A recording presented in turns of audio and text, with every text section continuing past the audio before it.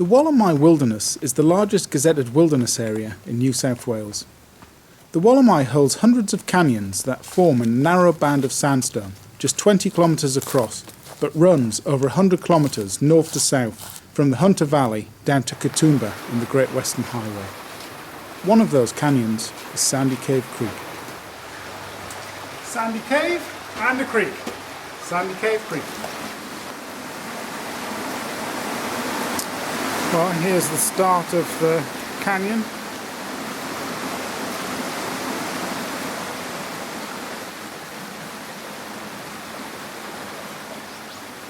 Nice threaded anchor. Some got a granny knot there. And the loop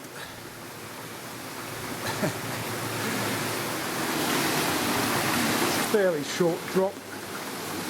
Could be a bit awkward.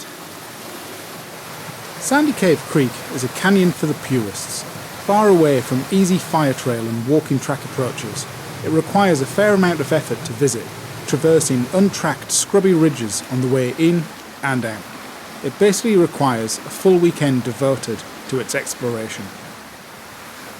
The creek runs from west to east and is quite similar in nature to many other creeks in the area running parallel.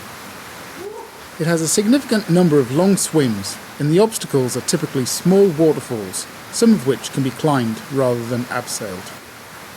The west to east creeks form some of the best canyons in the mountains. The creek descends at a similar rate to the dip in the rock strata eastwards, meaning the canyon sections are longer and the drops shorter, and maybe the canyon walls are shallower. Venturing out into the wilderness areas is a wonderful experience, and one that I hope that we as a state and a nation continue to treasure.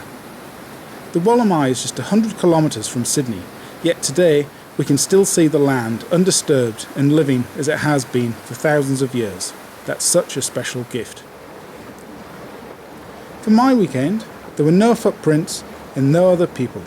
Sandy Cave Creek belonged to me, just for a weekend, but it was all mine. Well, I've almost made it to Neote Creek. It's about an hour before dark, so I'll find somewhere now to camp, and then I'm going to exit up that ridge tomorrow. In Sydney, we're so lucky to have the treasure of wilderness on our doorsteps.